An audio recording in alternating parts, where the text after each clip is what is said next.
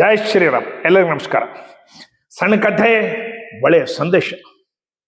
14th February Valentine's day, new years day. ಈ ಡೇಗಳು ನಮ್ಮ ಸಂಪ್ರದಾಯದಲ್ಲಿ ಇಲ್ಲ. ಈ ಡೇಗಳು ನಾವು ಆಚರಣೆ ಮಾಡೋದ ಅವಸರ ಇಲ್ಲ. ಇದು ಏನು ವ್ಯಾಲೆಂಟೈನ್ಸ್ ಡೇ, ಇದ್ರ ಬಗ್ಗೆ ಸ್ವಲ್ಪ ತಿಳ್ಕೊಳ್ಳೋಣ. 1600 ವರ್ಷದ ಕೆಳಗೆ ರೋಮ್ ದೇಶದಲ್ಲಿ ಕ್ರೂಡಿಯಸ್ ಅಂತಕ್ಕಂಥ ಒಬ್ಬ ರಾಜ್ಯ ಆಳ್ತಿದ್ದ. ಆ ರಾಜ ಏನ್ ಮಾಡಿದ, ಸೈನಿಕರು ಯಾರು ಲಗ್ನಗಳನ್ನು ಆಗಬಾರದು. ಯುದ್ಧ ಮಾಡ್ಲಿಕ್ಕೆ ಸೈನಿಕರಿಗೆ ಬೇಕಾದಂತ ಬಲ, ನಿಮ್ಮ ತೇಜ ಕಮ್ಮಿಯಾಗಿ ಹೋಗ್ಬಿಡ್ತೀರಿ. ಲಗ್ನ ಮಾಡಿದ್ರು ನೀವು ಶರೀರ ಸಂಬಂಧಗಳ ಕಡೆಗೆ ಆಕರ್ಷಣೆ ಜಾಸ್ತಿ ಆಗಿಬಿಡ್ತೀರಿ. ಮಕ್ಕಳು, ಸಂಸಾರ, ಹೆಂಡ್ರು ಅಚ್ಚಗಡೆ ಲಕ್ಷ್ಯ ಕೊಟ್ಟರೆ ನಿಮ್ಮ ಯುದ್ಧದ ಸಮಯದಲ್ಲಿ ನಾವು ಸೋಲ್ಬೇಕಾಗ್ತದೆ. ಕಾರಣ ಯಾವ ಸೈನಿಕರು ಲಗ್ನನೇ ಮಾಡ್ಕೊಳ್ಬಾರ್ದು ಎಂಬುದು ಆಜ್ಞೆ, ರಾಜಾಜ್ಞೆ. ಅದೇ ದೇಶದಲ್ಲಿ ವ್ಯಾಲೆಂಟೈನ್ ಅಂತಕ್ಕಂಥ ಒಬ್ಬ ಸಂತ ಇರ್ತಿದ್ದ, ಕ್ರಿಶ್ಚಿಯನ್ ಸಂತ. ಅವ ಎಲ್ಲ ಕಡೆ ತಿರುಗಾಡಿ ಲಗ್ನಗಳನ್ನ ಮಾಡಿಕೊಡ್ರಿ, ಇದು ಶರೀರದ ಅವಸರ, ಭಗವಂತ ನೇಚರ್ನಲ್ಲಿ ಕೊಟ್ಟಂತ ನಿಮಗೆ ಕೋರಿಕೆ, ಬೇಡಿಕೆ, ಇದು ಮಾಡ್ಕೊಡ್ರಿ ಲಗ್ನ. ಯಾರು ಅವ್ನ ರಾಜಗಳ ಏನಾಗೋದಿಲ್ಲ ಮಾಡ್ಕೊಡ್ರಿ, ನಾ ಇರ್ತೀನಿ ಅಂತೇಳಿ ಲಗ್ನಗಳು ಮಾಡಿಸ್ಲಿಕ್ಕತ್ತ. ಬೇಡ ಅಂತ ರಾಜ, ಮಾಡಿಸ್ಬೇಕಂತ ವ್ಯಾಲೆಂಟೈನ್. ಈ ಮಧ್ಯದಲ್ಲಿ ಇವರಿಬ್ಬರದಲ್ಲಿ ಆ ವ್ಯಾಲೆಂಟೈನ್ ಹಿಡಿದು ಜೈಲ್ನಲ್ಲಿ ಹಾಕಿಬಿಟ್ರು. ಜೈಲ್ನಲ್ಲಿದ್ದ ವ್ಯಾಲೆಂಟೈನ್ಗೆ ಜೈಲರ್ ಒಂದ್ಸಲ ಕೇಳ್ದ, ನನ್ನ ಮಗಳಿಗೆ 2 ಕಣ್ಣು ಕಾಣಿಸಲಿಲ್ಲ, ಯುವತಿ ಆಗಿದ್ದಾಳ, ಲಗ್ನದ ವಯಸ್ಸು ಬಂದದ, ಏನ್ ಮಾಡ್ಬೇಕು ನನಗೆ ಅರ್ಥ ಆಗ್ತಾ ಇಲ್ಲ, ಕರ್ಕೊಂಡ್ ಬಾ, ನಾ ಕಣ್ಣು ತರಿಸ್ತೀನಿ ಅಂತ ಹೇಳ್ದ.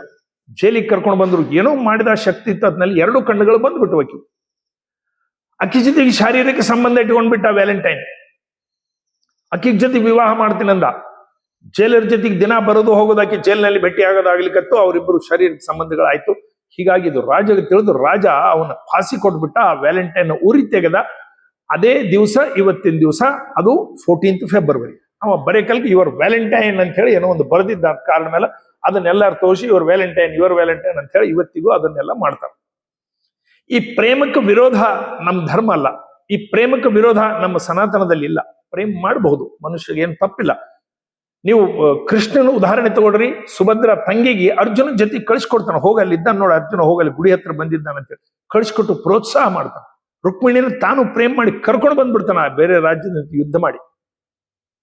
ಆದರೆ ಇವು 2 ವಿವಾಹಗಳು ಧಾರ್ಮಿಕ ಪದ್ಧತಿಯಲ್ಲಿ ಆಗಿ ಸಪ್ತಪದಿಯನ್ನ ನಡೆದು ಧರ್ಮೇಚ ಅರ್ಥೇಚ ಕಾಮೇಚ ನಾತಿಚರಾಮಿ ಅಂತ ಹೇಳಿ ನಮಗ ಅಲ್ಲಿ ಇದು ಮಾಡಿಸ್ತಾರ, ಪ್ರಮಾಣ ಮಾಡಿಸ್ತಾರ. ಆ ರೀತಿ ವಿವಾಹಗಳಾಗಿರಿ ಅಂತ ಹೇಳ್ತಾವ.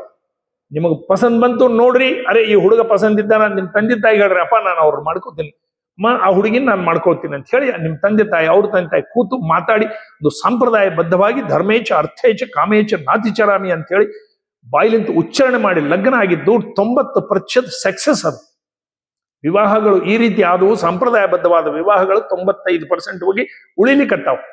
ಪ್ರೇಮ ವಿವಾಹಗಳು 50% ಉಳಿತಾವ. ಅವ್ರದ್ದು ಬಹಳ ಜಲ್ದಿ ಡೈವರ್ಸ್ ಆಗಿಬಿಡ್ತದೆ. ಅಮೆರಿಕಾದಂತ ಕಂಟ್ರಿಯಲ್ಲಿ 2-3 ವರ್ಷದಲ್ಲಿ ಬಿಟ್ಬಿಡ್ತಾರೆ. ಶರೀರದ ಸಂಬಂಧಗಳು ಅವ್ರಿಗೆ ಸಾಕಾಗಿಬಿಡ್ತ ಅಂದ್ರೆ ಬಿಟ್ಬಿಡ್ತಾರೆ. ಆ ಮಕ್ಕಳನ್ನ ಒಯ್ದು ಕಾನ್ವೆಂಟ್ದಾಗ ಹಾಕಿಬಿಡ್ತಾರೆ. ಅವ್ರ ಕೆಲಸನೇ ಅಷ್ಟು ಭ್ರಷ್ಟ ಇದ್ದೋಗಿದೆ. ನಮ್ಮಲ್ಲಿ ಇನ್ನ ಅಷ್ಟು ಭ್ರಷ್ಟತನ ಬಂದಿಲ್ಲ. ಇವತ್ತಿನ ದಿವಸ 200 ಕೋಟಿ ಕೇವಲ ಗ್ರೀಟಿಂಗ್ಸ್ಗಳು ಖರ್ಚಾಗ್ತವೆ. ಇವತ್ತಿನ ದಿವಸ 1000 ಪಟ್ಟು 100 ಪಟ್ಟು ಹೆಚ್ಚು ಕೇಕ್ ಸಪ್ಲೈ ಆಗ್ತದೆ, ಖರೀದಿ ಮಾಡ್ತಾರೆ. 100 ಪಟ್ಟು ಹೆಚ್ಚು ಏನಪ್ಪಾ ಅಂತಂದ್ರೆ ಚಾಕ್ಲೇಟ್ಸ್ ಖರೀದಿ ಮಾಡ್ತಾರೆ. 100 ಪಟ್ಟು ಹೆಚ್ಚು ಗರ್ಭ ನಿರೋಧಕ ಮಾತ್ರೆಗಳು, ಸಾಧನೆಗಳನ್ನು ಇವತ್ತಿನ ದಿವಸ ಉಪಯೋಗ ಮಾಡಿಬಿಡ್ತಾರೆ. ಇದೆಲ್ಲ ನಮ್ಮ ಸಂಪ್ರದಾಯ ಅಲ್ಲ. ಹೀಗೆ ಯಾರು ಮಾಡಬೇಡ್ರಿ. ಶಾಸ್ತ್ರೋಕ್ತವಾಗಿ ಲಗ್ನ ಮಾಡ್ಕೊಂಡು ಆರಾಮವಾಗಿರ್ರಿ. ಅದಕ್ಕೆ ನಾವು ಹೇಳ್ತೀವಿ ಧರ್ಮ ಅರ್ಥ ಕಾಮ ಮೋಕ್ಷ. ನಮ್ಮ ಮನೆ ಮುಂದೆ ನಾವು ಸ್ವಾಸ್ತಿಕ ಬರೆದಿರ್ತೀವಿ. ಅದರ ಅರ್ಥ ಏನಂದ್ರೆ ಧರ್ಮದಿಂದ ಅರ್ಥವನ್ನು ಗಳಿಸಿ ಎಲ್ಲ ಕಾಮನೆಗಳನ್ನು ಪೂರ್ತಿ ಮಾಡಿಕೊಂಡು ನನ್ನ ಲಕ್ಷ್ಯ ಮೋಕ್ಷದ ಕಡೆ ಇರ್ತದ ಅಂಬುದು ನಮ್ಮ ಶಾಸ್ತ್ರ. ನಮ್ಮ ಮನೆ ಮುಂದೆ ಸ್ವಾಸ್ತಿಕ ಬರೆದಿದ್ದ ಉದ್ದೇಶ ಕೂಡ ಅದೇ, ನಾವು ಈ ಮಾರ್ಗದಲ್ಲಿ ನಡೆಯೋರು ಅಂತ ಹೇಳಿ. ಆ ರೀತಿ ನಾವೆಲ್ಲರೂ ನಡಿಬೇಕು. ಪಾಶ್ಚಾತ್ಯರಿಗೆ ಅರ್ಥ ಮತ್ತು ಕಾಮ ಇವೆರಡೇ ಮುಖ್ಯ. ಧರ್ಮ ಮತ್ತು ಮೋಕ್ಷ ಅವ್ರಿಗೆ ಬೇಕಾಗಿಲ್ಲ. ಅರ್ಥ, ರೊಕ್ಕ ಬೇಕು, ಎಲ್ಲ ಕಾಮನೆಗಳನ್ನು, ಸೆಕ್ಸ್ ಎಲ್ಲ ಎಂಜಾಯ್ ಮಾಡಬೇಕು ಅಂಬುದು. ಆದ್ರೆ ನಮ್ಮ ಸಂಪ್ರದಾಯ ಹಾಗಲ್ಲ. ಧರ್ಮ ಅರ್ಥ ಕಾಮ ಮೋಕ್ಷ 4 ಪುರುಷಾರ್ಥಗಳು ನಮ್ಮಲ್ಲಿ. ಯುವಕರು ಇದನ್ನು ತಿಳಿದುಕೊಳ್ಬೇಕು. ಈ ಎಲ್ಲ ತಪ್ಪಿದಗಳಿಗೆ ಕೇವಲ ಮಕ್ಕಳೇ ಕಾರಣ ಅಲ್ಲ, ತಾಯಿ ತಂದೆ ಕೂಡ ಕಾರಣ. ನಾವು ನಮ್ಮ ಹಬ್ಬ ಹರಿದಿನಗಳು, ಆಚರಣೆಗಳು ಮನೆಯಲ್ಲಿ ಮಾಡಬೇಕು. ಗೀತಾ, ರಾಮಾಯಣ, ಮಹಾಭಾರತಗಳನ್ನು ಓದಬೇಕು. ನಮ್ಮ ಹುಡುಗರಿಗೆ ದೇವಾಲಯಗಳಿಗೆ ಕರ್ಕೊಂಡು ಹೋಗ್ಬೇಕು. ನಮ್ಮ ಹುಡುಗರಿಗೆ ಒಳ್ಳೆ ಸಾಧು ಸಂತರು ಬಂದಾಗ ನಮಸ್ಕಾರ ಮಾಡ್ಲಿಕ್ಕೆ ಹೇಳಬೇಕು.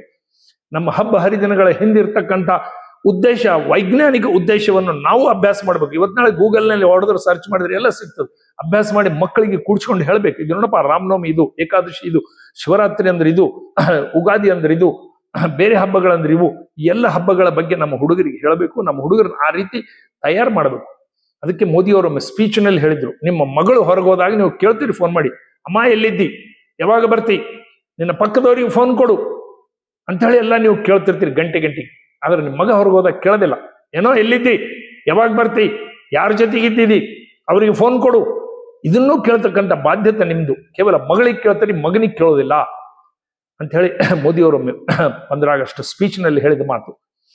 ನಮ್ಮ ಹಿರಿಯ ತಂದೆ ತಾಯಿಯ ಪಾತ್ರ ಕೂಡ ಇದರಲ್ಲಿ ಸ್ವಲ್ಪ ಇರ್ತದೆ. ನಾವು ಸಹಿತ ಸಂಪ್ರದಾಯನ ಸರಿಯಾಗಿ ಕಲಿಸ್ಬೇಕು. ಇಂಥ Valentine's day, new years day, ಕುಡಿಯೋದು, ಹೆಗರಾಡೋದು, ಕೇಕೆ ಹೊಡೆಯೋದು, ಕಟ್ ಮಾಡೋದು, ಇವೆಲ್ಲ ನಮ್ಮ ಸಂಪ್ರದಾಯಗಳಲ್ಲ. ಉಗಾದಿ ನಮ್ಮ ಹಬ್ಬ. ಉಗಾದಿಯಲ್ಲಿ ಹೊಸ ಚೈತನ್ಯ ಬರ್ತದೆ, ಅದನ್ನು ಹೇಳಬೇಕು ಮಕ್ಕಳಿಗೆ. ಉಗಾದಿಯಲ್ಲಿ ಇರ್ತಕ್ಕಂಥ ಸೈಂಟಿಫಿಕ್ ಆಹಾರದಲ್ಲಿ ನಾವು ತಗೊಂಡ ಬೇವು ಬೆಲ್ಲ ಶರೀರದಲ್ಲಿ ಎಷ್ಟು ಕೆಲಸ ಮಾಡ್ತಾ ಎಂಬುದು ಹೇಳಬೇಕು ಮಕ್ಕಳಿಗೆ. ನಾವು ಮಕ್ಕಳಿಗೆ ಈ ರೀತಿ ಹೇಳಿ ತಯಾರು ಮಾಡಬೇಕು. ಆವಾಗ ಮಾತ್ರ ನಮ್ಮ ಬಾಧ್ಯತೆ ಕೂಡ ಪೂರ್ಣ ಆಗ್ತದೆ. ಕೇವಲ ಮಕ್ಕಳು ತಪ್ಪ ಏನ್ರಿ ಇವತ್ತು ನಾಳೆ ಹುಡುಗರು ಕೇಳವಲ್ರು, ಯಾರ ಮಾತು ಕೇಳೋದಲ್ಲ, ಮನ್ಸಿಗೆ ಬಂದಂಗೆ ಮಾಡ್ತಾರೆ ನೋಡ್ರಿ, ಏನ್ ಮಾಡಮ್ಮ, ಇವಾಗ ಮುಂಜಾನೆ ಹೋಗ್ರಿ ಇನ್ನೂ ಬಂದೇ ಇಲ್ಲ, ಹೀಗೆ ನಾವೇ ಗುಣಕ್ಕೊತ್ತು ಕೂಡಬಾರ್ದು. ಅವ್ರನ್ನ ಕೂಡ್ಸ್ಕೊಂಡು ಹೇಳಿ ಪ್ರೇಮದಿಂದ. ಸಣ್ಣವರಿದ್ದಾಗ ಪ್ರೇಮದಿಂದ ಹೇಳಿದ್ರೆ ಹುಡುಗರು ದೊಡ್ಡವರಾದ್ಮೇಲೆ ಡೊಂಕ ಆಗೋದು ಬೇಕಾಗಿಲ್ಲ. ಸಣ್ಣ ಗಿಡ ಇದ್ದಾಗ ಸೀದಾ ಮಾಡಿಬಿಟ್ರೆ ಅದು ಸೀದಾನೆ ಹೋಗ್ಬಿಡ್ತದೆ. ಸಣ್ಣದಿದ್ದಾಗ ಕೊಲ್ಲ ಬಿಟ್ಬಿಟ್ಟೆ ಅಂದ್ರೆ ಬಹಳ ಎತ್ತರ ಆದಾಗ ಬಗ್ಗಿಸಿದ್ರೆ ಮುರಿದು ಹೋಗ್ತದೆ. ಕಾರಣ ನಮ್ಮ ಸಂಪ್ರದಾಯಗಳನ್ನ ನಾವು ತಿಳ್ಕೊಂಡು ಮಕ್ಕಳಿಗೆ ಹೇಳಬೇಕು. ಇಂಥ Valentine's day, new years day ಆಚರಣೆಗಳನ್ನು ಯೂತ್ಸ್ ಯಾರು ಮಾಡಬೇಡ್ರಿ. ಇದಕ್ಕೆ ನಾವು ವಿರೋಧ ಹಾಗ ಹೀಗಂತ ಹೇಳಿ ನಾವು ಅಂತ ಇಲ್ಲ. ಇದು ನಮ್ಮ ಸಂಪ್ರದಾಯ ಅಲ್ಲ. ಇದರ ಹಿಂದಿರ್ತಕ್ಕಂಥ ಉದ್ದೇಶಗಳೇ ಬೇರೆ. ಶಾರೀರಿಕ ಸಂಬಂಧನೇ ಕೇವಲ ಜೀವನದ ಲಕ್ಷ್ಯ ಅಲ್ಲ. ಕಾರಣ ನಮ್ಮ ಹುಡುಗರು ವ್ಯಾಲೆಂಟೈನ್ಸ್ ಡೇ ಬಗ್ಗೆ ಆಗಲಿ, ನ್ಯೂ ಇಯರ್ಸ್ ಡೇ ಬಗ್ಗೆ ಆಗಲಿ ಹೆಚ್ಚು ಆಕರ್ಷಿತ ಆಗಲಾರ್ದಂಗೆ ನಮ್ಮ ಶಿವರಾತ್ರಿ, ಯುಗಾದಿ, ರಾಮನವಮಿ, ನಮ್ಮ ಹಬ್ಬ ಸಂಪ್ರದಾಯಗಳನ್ನು ಮಾಡ್ರಿ. ಎಲ್ಲರಿಗೂ ನಮ್ಮ ಯೂತ್ಸ್ಗೆ ಹೇಳ್ರಿ, ತಂದೆ ತಾಯಿ ಕೂಡ ಇದ್ರ ಕಡೆ ಲಕ್ಷ್ಯ ಕೊಡ್ರಿ. ಈ ರೀತಿ ನಮ್ಮ ಹುಡುಗರನ್ನ ಬೆಳೆಸಿದಾಗ ಮಾತ್ರ ನಾವು ಆ ಮಕ್ಕಳಿಗೆ ಒಂದು ಒಳ್ಳೆ ಸನ್ಮಾರ್ಗ ತೋರಿಸಂಗ ಆಗ್ತದೆ. ಧರ್ಮೇಚ ಅರ್ಥೇಚ ಕಾಮೇಚ ನಾಧಿಚರಾಮಿ ಅಂತ ಹೇಳಿ ಲಗ್ನ ಆಗಿ ಜೀವನ ಪರ್ಯಂತರ ಜೊತೆಗಿರ್ತಕ್ಕಂಥದ್ದು ನಮ್ಮ ಸಂಪ್ರದಾಯ, ನಮ್ಮ ಧರ್ಮ. ಈ ವ್ಯಾಲೆಂಟೈನ್ಸ್ ಹುಚ್ಚು ನಮಗೆ ಸಂಬಂಧ ಇಲ್ಲ.